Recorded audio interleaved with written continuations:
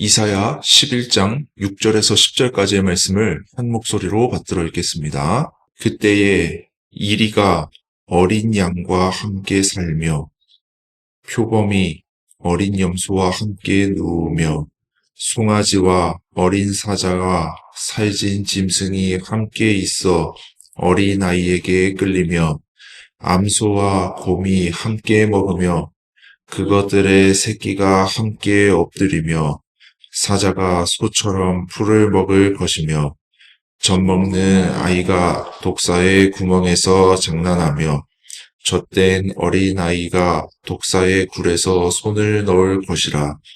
내 거룩한 산 모든 곳에서 해됨도 없고 상함도 없을 것이니 이는 물이 바다를 덮음같이 여호와를 아는 지식이 세상에 충만할 것임이니라. 그날에 이새의 뿌리에서 한 싹이 나서 만민의 기치로 설 것이요 열방이 그에게 돌아오리니 그가 거한 곳이 영화로우리라. 아멘. 프란체스코의 평화의 기도라는 것이 있습니다. 그 내용은 이렇습니다. 주여, 나를 당신 평화의 도구로 써주소서.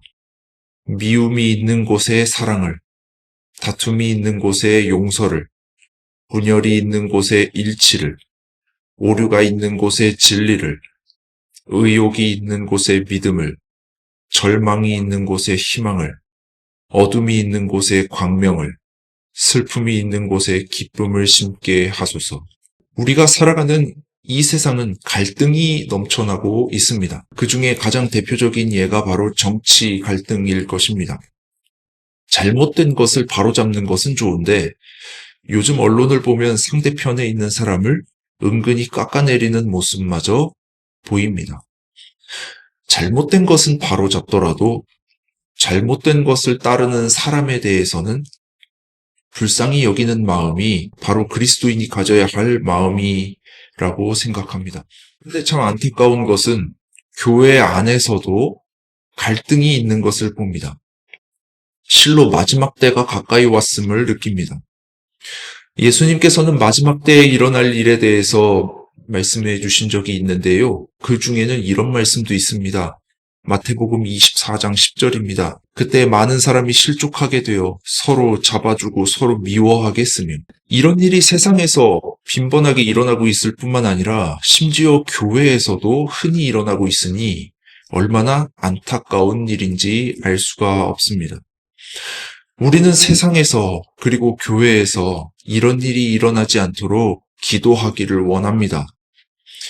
예수님을 믿는 사람들은 화평케 하는 자가 되어야 합니다. 왜냐하면 예수님께서 화평케 하는 자는 복이 있다고 말씀하셨고 또 원수를 사랑하라고 말씀하셨기 때문입니다. 예수님께서는 예배를 드리기 전에 미워하는 사람과 화해하라고 말씀하셨고 나를 괴롭히는 사람을 위해서 기도하라고 말씀하셨습니다. 교회에서는 이런 것을 끊임없이 가르쳐야 하는데 요즘 교회에서는 듣기 좋은 말만 자꾸 하다 보니까 사람들이 용서하지 못하고 점점 사나워져 가고 있습니다. 오늘 우리가 읽은 말씀은 일종의 비유입니다. 이 말씀은 하나님 안에서 모든 갈등이 사라진 세상의 모습을 묘사하고 있습니다. 그것이 어느 정도냐면 아이가 뱀의 굴에 손을 넣고 장난을 쳐도 될 정도라고 합니다. 그 정도로 평화로운 세상이 될 것이다. 어느 누구도 해됨이 없고 상함이 없는 그런 세상이 올 것이다. 라는 것입니다. 그게 어떻게 가능하냐? 하나님을 아는 지식이 세상에 충만해질 것이기 때문이다. 라는 거예요. 예수님께서 십자가상에서 자신을 못 박은 사람들을 향해서 저들을 용서하여 주십시오라고 기도한 것을 아실 것입니다. 그 정신을 우리 모두가 본받게 될 때 우리는 비로소 평화의 세상을 만들어갈 수 있습니다.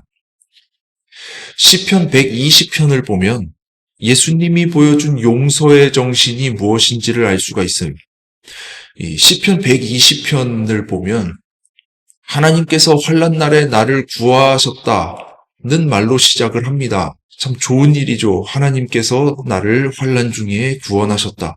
그런데 그 쭉 읽어내려가다 보면 하나님께서 모든 사람에게 복을 주시는 것은 아니고 조건이 있더라는 거예요.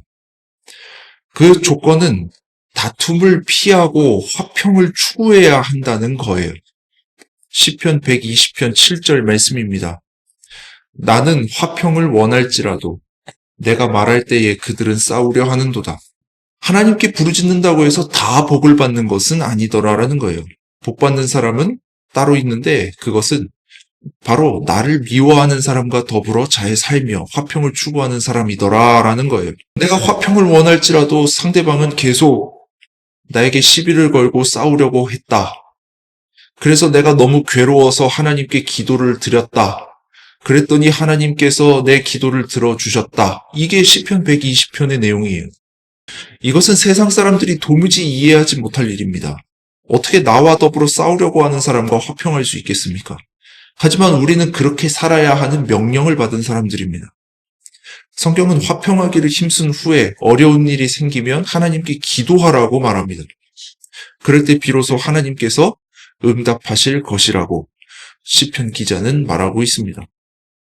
이 명령에 순종하여 원수를 사랑한 사람들이 많이 있습니다. 대표적으로 자신의 아들을 쏴 죽인 사람을 양아들로 삼은 손양원 목사님 같은 분이 있죠. 우리도 그런 삶을 살아가기를 바랍니다. 그럴 때 비로소 우리를 통해서 세상이 화목하게 될 것입니다. 이제 적용의 말씀을 드리며 설교를 마무리하고자 합니다. 적용의 말씀입니다. 세상과 교회의 화평을 위해서 기도합시다. 우리는 마땅히 이렇게 살아야 할 줄로 믿습니다.